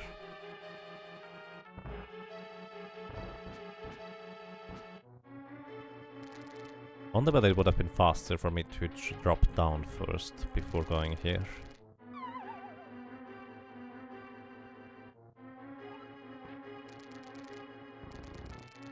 Alrighty, now we get another item out of Ice Palace here. It's just 50 rupees. Nothing terribly worthwhile. So, I could go straight for the boss. However, there is one more chest that I can acquire, where their dungeon item could be. Or the item I'm looking for could be. So I want to check that out first before we defeat the boss, because if I defeat the boss before doing this, I would have to go all the way back inside afterwards, and that's kind of slow. So it's a bit of a detour to get to this one chest. If you're feeling lucky, you can just skip it, but we have so few item locations left, there's really no value in skipping over any particular item location. And it turns out, Ice Palace is completely void of anything useful. So you might be wondering, why don't you go for defeat the boss? I don't have to. I already know the pendant for the pedestal is not required. So I have 2 more places I can check in the entire world map. Unless I made a mistake somewhere. Which, that happens. One is Sahasrara. Remember the green pendant we got from Blind in Thieves Town? Well, that we can trade in for just 1 random item at Sahasrara's. If this were a race, I would have probably turned in the green item way earlier, because I kind of would have wanted to really get value out of clearing out Thieves Town, and the rest, or the remainder of Thieves Town, was pretty much pointless to complete. So what item could we get? Really only boots or ether. That would allow me to go other places. If it's the King of Samaria, it's required, but I would not be able to go anywhere else with it. And it's ether. Okay. With ether we can actually enter Misery Mire. We don't have the King of Samaria to finish Misery Mire. But you know what? I'm just going to go over to Misery Mire. There's 2 items now that you have access to in Misery Mire. You could say, you are already here, why don't you just complete Palace of Darkness? Once again, more often than not, it's not going to pay off. Actually, in this case, it's a 1 in 3 chance, I guess. Who knows? It could pay off. 1 in 3 is actually not that low of a chance. Hang on, I just made a mistake. I need to correct this real quick.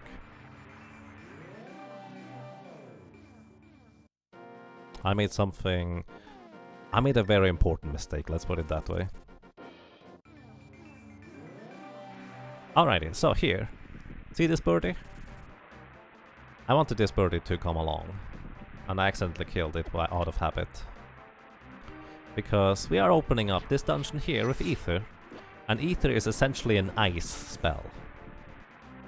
And what do you do with a bird that is frozen and just kind of laying around there? You could just pick it up and toss it around if you want to. I made a mistake. I meant to throw it over to the left. That's what you normally do with a bird toss. Alright, whatever. Oh, by the way, worth noting that I can also only enter this dungeon here with the hookshot. The alternative way of entering this dungeon is with the boots. I don't have the boots.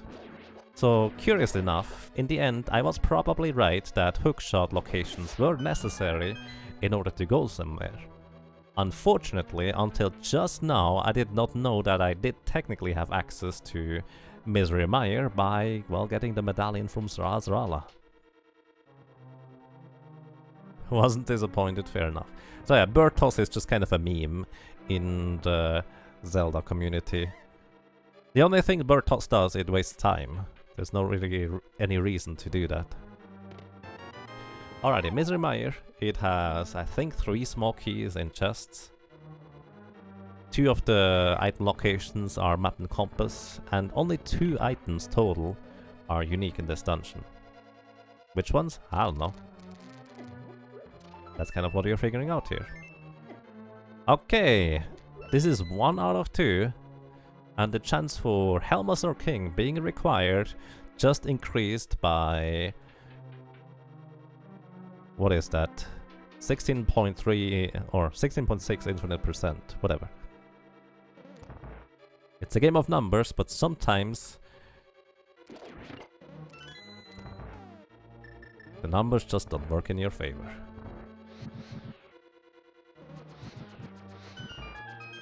Lighting all those torches, trying to open up this door here, and there's the big key. Alrighty, there's one more item location to the south of here. However, accessing that is pretty slow, since you need to light 4 torches, and then you literally wait about 25 seconds for a cutscene to resolve in order for you to be able to get to the chests. So we just kind of hope that, well, the item that I'm looking for is not over to there. Which it could be. I don't know that. What I like to do instead of the bird toss, by the way, is hammering the bird. Because if you freeze an enemy and then hammer them, in the vanilla game they always drop a full magic container. Oh hey, there's the King of Samaria. That's what I needed. Now we just need the boots in order to finish the game.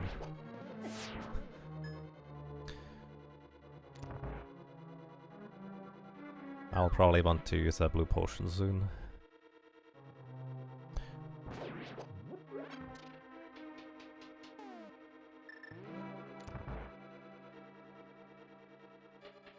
So either way, in the vanilla game, if you freeze an enemy and then hammer them, they always give you a full magic container. Naturally, in the randomizer, whichever item you get from that is also randomized. However, knowing which item it is could be really valuable, like it could be a fairy that you get from doing that. Or something of equivalent value, like it could actually be a full magic container if you're lucky like that. So, by the way, King of Samaria in the original game is inside Misery Mire, but as I explained earlier, you kind of would like to go into a dungeon already having everything in order to complete it, because chances are you will not find inside the dungeon what you need to complete it. In this case we did, because there was pretty much, as I said, exactly one more other location where it could have been. Thanks to actually having found the King of Samaria, now, finally, we also have access to Turtle Rock. Without the King of Samaria, you can literally not even go anywhere inside that dungeon.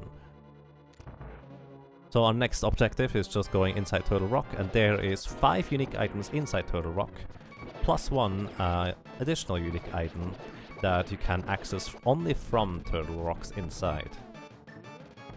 So that's kind of our next goal. Since we know there's no more items here left in Misery Mire that we could get, it has to be in Turtle Rock. Or Helmasaur King. That's still possible too.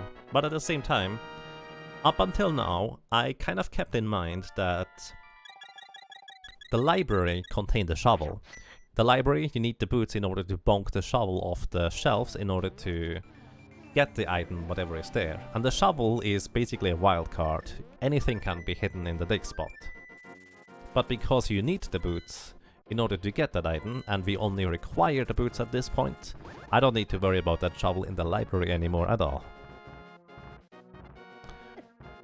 But I kind of really hope that I would get boots sooner, because while it does not look like a too terrible of a seed in terms of how much time we're going to be invest, keep in mind I still need to walk through the entirety of Turtle Rock, and we probably will come in underestimate. I'm actually a little bit worried because in the last few days I've played seeds that were almost 2 hours or over 2 hours, and that is actually rather unusual for me personally, where I'm pretty decent at this game, let's put it that way, with Randomizer, and getting over 2 hour times is really rare, or even close to that vicinity. But yeah, as I said, the last few days I just had seeds that were just really lengthy, not even necessarily trolly and having the items hidden in locations that are ridiculously or just kind of awkward to access, but just really slow without boots, having to walk or going back and forth. The bugnet can catch bees, yes, and fairies. We have no net, we have no net. It would be nice if we found the bugnet somewhere along the way. I like having safeties, as mentioned before.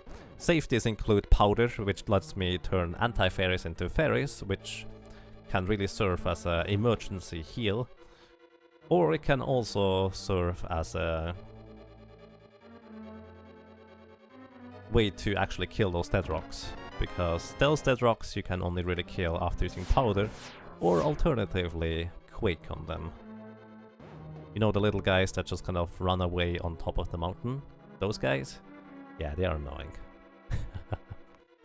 Either way, as you can see, Kenosamari really has a weird effect in that it creates a platform for you to stand on. This is unique to this dungeon, but it's also the reason why I literally don't have an option to go anywhere unless I have the Kenosamari for this dungeon here. If you were really crazy good at hovering, you could actually decide to just hover the entire dungeon if you have boots, but I've yet to see someone do that. That would be kind of fun, actually. Alrighty, we just found one item in Turtle Rock here. Also, just using the Cane of Burna for invulnerability to just straight up walk through those thingies, way more convenient. I do believe actually without boots it's also faster, but I would need to confirm that, since the menuing takes a bit of time.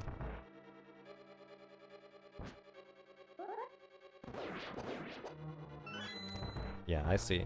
I believe GamerCal, you also know how to hover, if I'm not mistaken. Maybe that was not you, but I thought you could hover. Alright, this had to be a small key, otherwise we would not be able to go through the store. So, Turtle Rock is one of those dungeons where you really want to be able to complete it if you enter it first, or at least, at the very least, you want to be able to enter it early, where there's a lot of items still to be acquired and there's a lot of potential item locations inside Turtle Rock. You can't hover? I see, fair enough. Might have been someone else then. For some reason I thought you could, that's fine. As I said, it's kind of really difficult. And I just messed up. So those pokies, you may know them from Super Mario World. They are actually really awkward to take out. Let me explain something about those weird cactus thingies. Essentially, whenever you hit them once, they lose one of their stacks. And hey, ladies and gentlemen, we just acquired a bugnet. Your wish has been granted.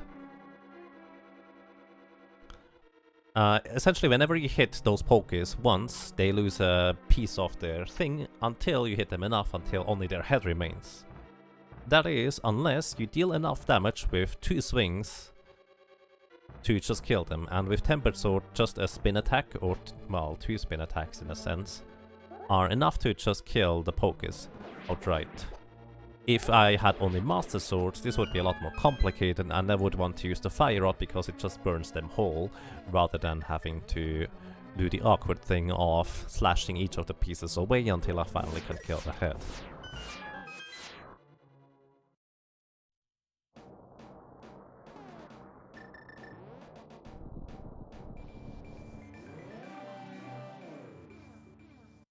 And yes, GamerCloud just explained how hovering works.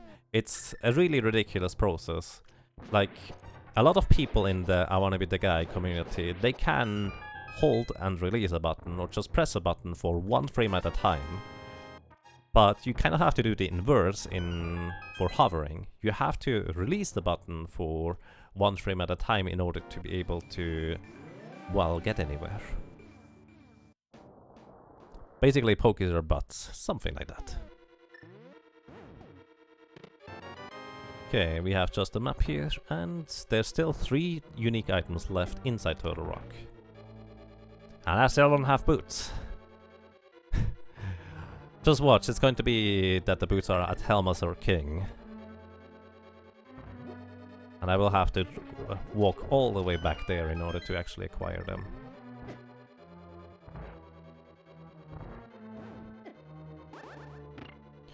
So, by the way, if you stand on those pegs, while they basically go up, you're, as if you have gotten hit recently, you're invulnerable for a short amount of time. Can be really handy. Also, as mentioned before, this lamp cone you see in front of me in the dark rooms, you only have that if you have the lamp.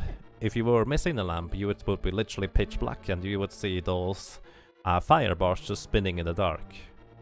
Which makes this room a bit awkward, although it's one of the easier dark rooms to complete. So that's kind of neat.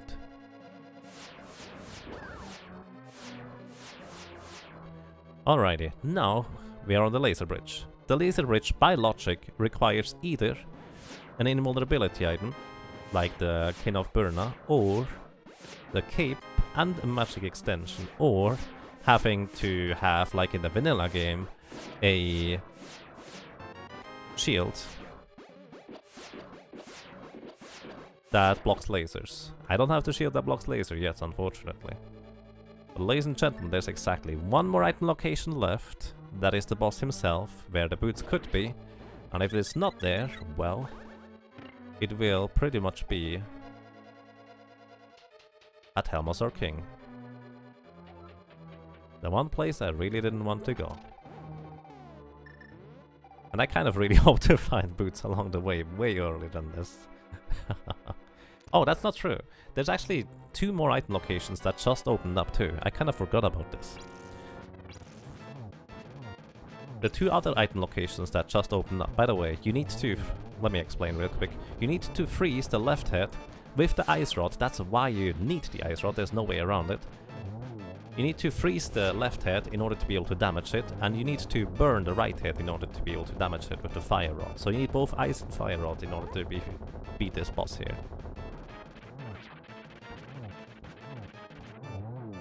Either way, there's 2 more item locations that just opened up. So it turns out that Misery Mire and Turtle Rock are crystals 5 and 6, and of course it's not here. Misery Mire and Turtle Rock are crystals 5 and 6, and in the vanilla game, those dungeons 5 and 6 are Ice Palace and Misery Mire, and after you clear those, there is actually a merchant now that has a big bomb. There is a wall on the pyramid that you cannot normally crack open unless you have that big bomb. In the vanilla game, it is essentially a place where you can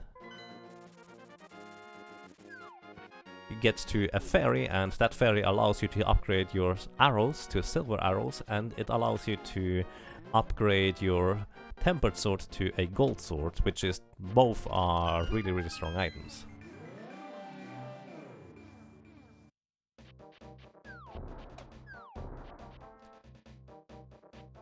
So, yeah, let's see. By the way, in the randomizer, instead of the fairy giving you those items, they just put 2 chests there. That's way easier and also quicker, which is nice. So I just acquired a big bomb, and I'm just going to leave it there.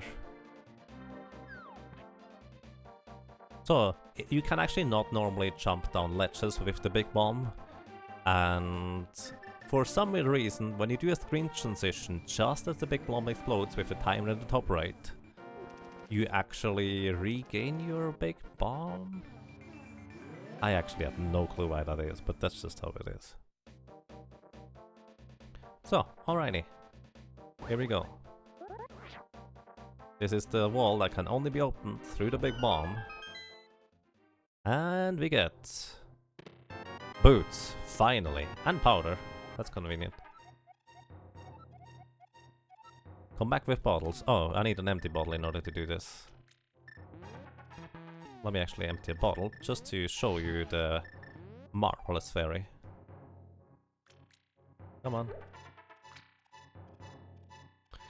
Ladies and gentlemen, we have finally acquired Momon. We still didn't. Also, that was the big fairy. And she gives us a bee. Money filled bottle saved, sure. So this has been an adventure. And we finally can go and complete the second dungeon of the original game. That is Desert Palace.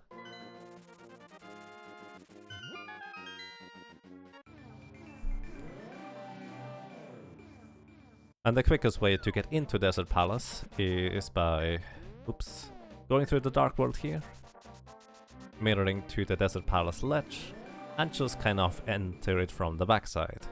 The nice thing about this is, now that I've entered from here, the mirror will once again transport me to the entrance of a place or a dungeon that I've entered from, and that will be just over there where we will be able to get into the back portion of the dungeon rather quickly.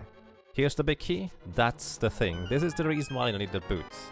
I needed to bonk into a wall, or the torch for that matter, in order to get that. Did I mark powder? I didn't. Sorry.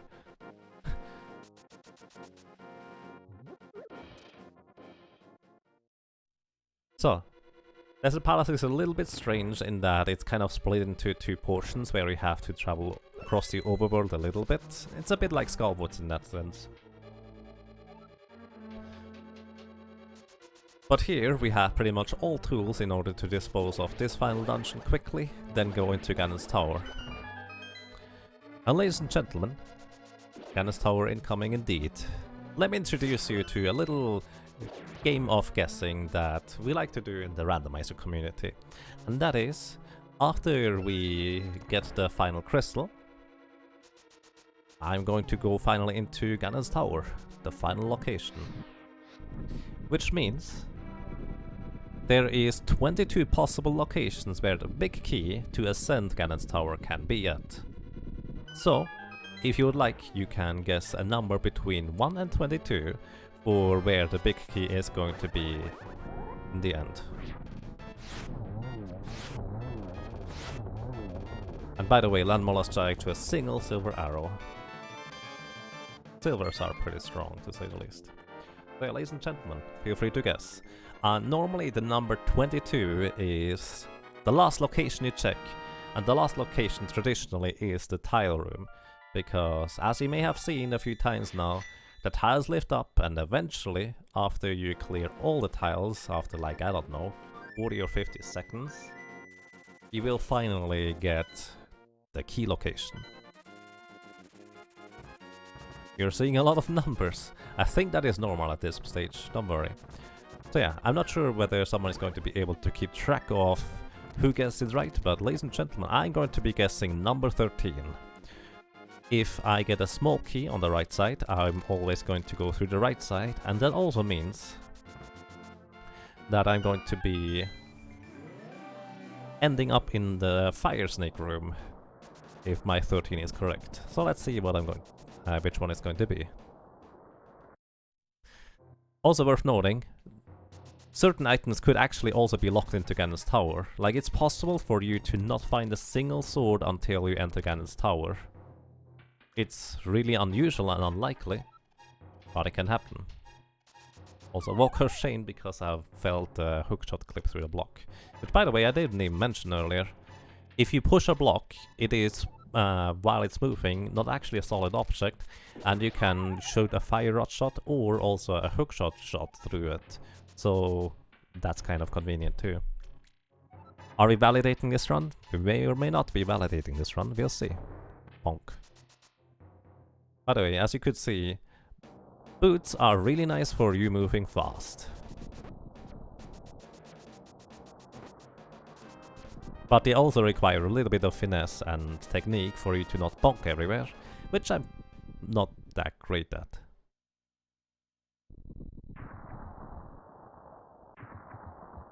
What does it mean, validating run? Essentially, there is that one chest that is generally just the final chest of the game, and people originally called it the validation chest in order to validate your run. It actually does not just have a meme tradition, but at this point it's really just a meme, but originally, in the early days of randomizers, they didn't have a way to necessarily communicate or verify whether, also that was chest number 1 and 2, they did not necessarily have a means of verifying or communicate which chests or whether they were playing the exact same game. So what they did is kind of they talk with each other, the racers, and just talk with each other, okay, I got this item from this first chest and this item from this chest, just kind of to see whether they generally had the correct item. And also the validation chest in the end allowed you to validate as to whether you were actually playing the correct seed, so to speak. Because once again, early on in the days of randomizers, they didn't have a way of knowing whether they were really playing the correct seed beforehand. Red boomerang, big shield, and just a big heart. So, quite a bunch of items, none of them are particularly useful. The big shield allows me to block certain big fireballs. The red boomerang just flies further and faster than the blue one, but it's also laggier. So, on this torch there can also be the big key, which is why you sometimes need the shoe or boots in order to get there. So, this was item locations number 1, 2, 3, 4, 5, 6 and 7. Upcoming is item location number 8, right here. Someone really doesn't like red rupees. 9. This is number 10. Number 11. So we are up to number 11 with our item locations. Next up is the firebar room, and I just messed up a little bit.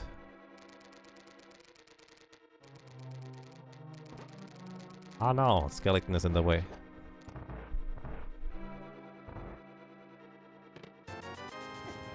And number 12 was also a bust. Next up is number 13, the number that I've chosen. Also, randomizer exclusive, you can actually switch between items that occupy the same slot. So the red boomerang and the blue boomerang occupy the same slot, but normally you are unable to switch between those in the original game. Essentially the red boomerang is a strict upgrade of the blue boomerang normally.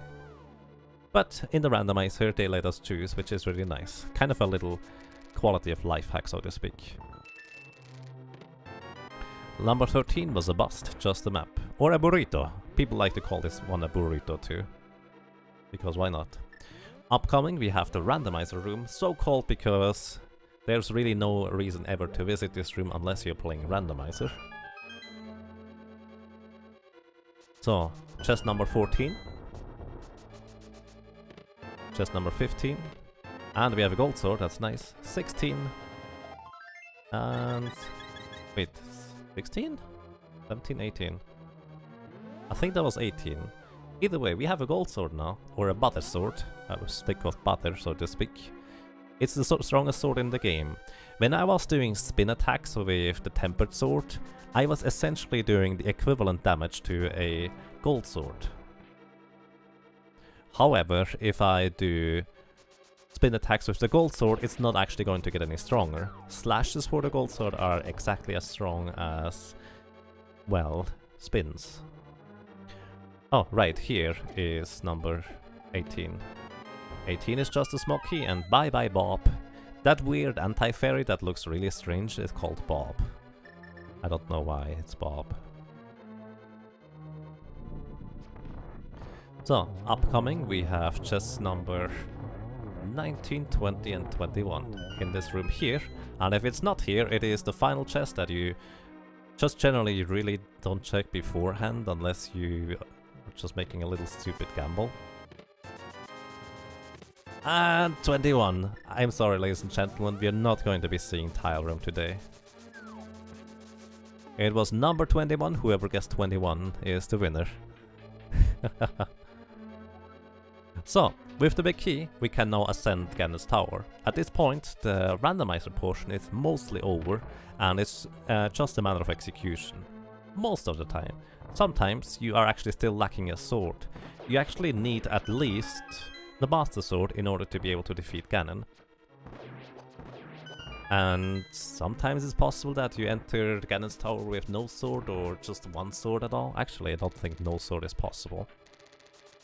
Based on medallions requiring one and also Skullwoods. Can you enter this tower without a sword? Actually, I think it's possible that... Yeah. Does Ganon require silvers? Actually, no. I think there's a little... I think it's an exploit. I'm actually not entirely sure whether it is an exploit or not. Either way, you can defeat Ganon without having silver arrows. The logic will always make it so that the silver arrows are accessible before you need to defeat Ganon, although you literally have access to everything at that point anyway, so not sure how much of a point there is.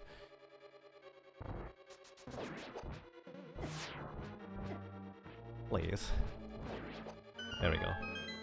So some of those gauntlet areas can be a bit tough to get through. But you kind of make it work. Alrighty, upcoming we have the enemy land mollusk number 2. Just one silver arrow for each. And they are done. No problem. And we continue up further into the tower.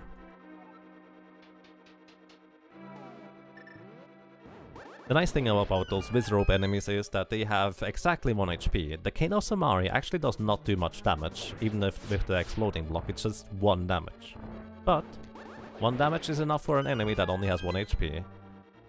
And you need to defeat all of those enemies in order to open up the door, so that's a really nice and convenient option. It's actually quite satisfying just defeating those Wizrobe enemies with the Cane of Samaria block in a rather efficient way. So, oops, messed up a little bit, that's okay. Need to light all the torches in this room in order to open up this door. And I'm just going to go ahead and fill up my magic by picking up this magic container. By the way, those lasers you can block with the big shield that we have right now. Oops, I messed up.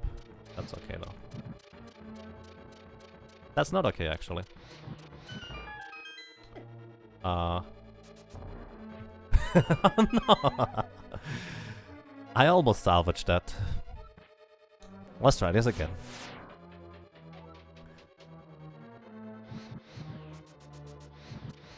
Alright, that's okay. So this is kind of how you want to do this.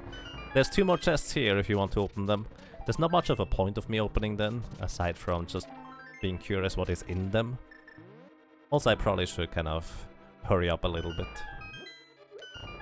But we've opened up so many chests and item locations in this seed, it is actually kind of a shame if I don't try to go for as high of a number as possible. Hey, there's the cape! That's actually useful.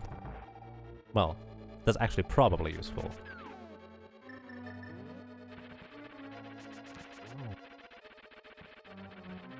So, Molder number 2 takes just 2 slashes from the gold sword, because gold sword is really strong. And this is the validation chest. It has 5 rupees in it. Lovely. If you do a race of this game, very often you will just skip the validation chest because there cannot possibly be anything more useful for you to acquire. Kind of like in this case, it's just, I opened it for the memes. No reason otherwise.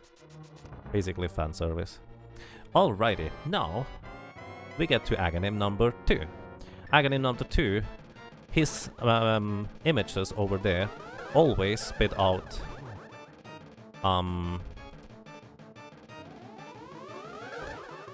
the type of projectiles you can reflect. Always. However, Fangame himself can sometimes send you those blue balls instead. Actually, hit me once, please. Alright, that's fine. It is because the sword beams actually lag the game quite a bit. Alrighty, Fangame number 2 done. Unfortunately, I can't hit this bat before it disappears.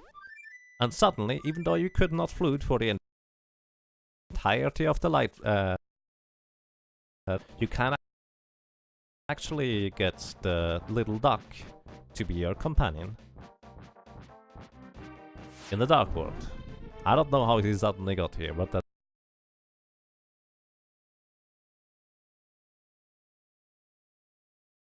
okay. Alright.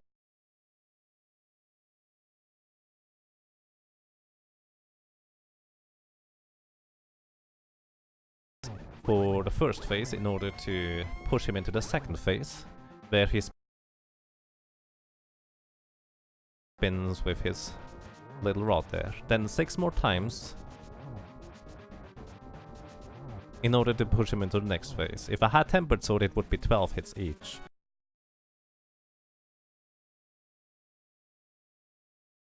Every time he stops teleporting, just kind of like here, in order to push him one step further. Every time he does that, he sinks one more of the roundabout areas. And he decided to only ever teleport once each time. That's actually kind of rare. He has a 50-50 chance of continuing to teleport every time if he really wants to. So, alrighty. Now, I just need to hit him once with the swing, and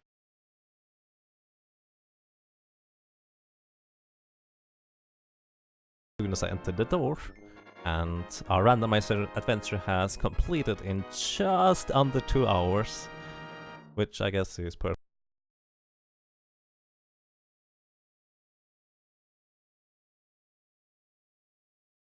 Side.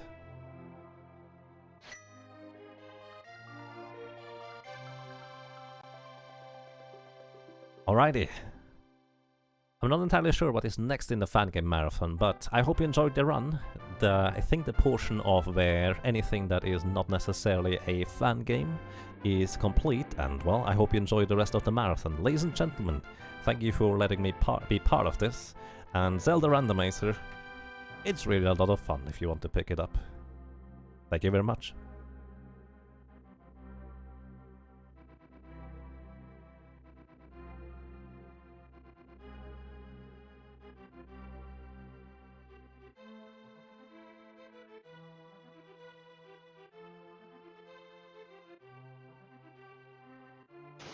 A big thank you for the run, Jäger. Was really good to watch. Thank you very much.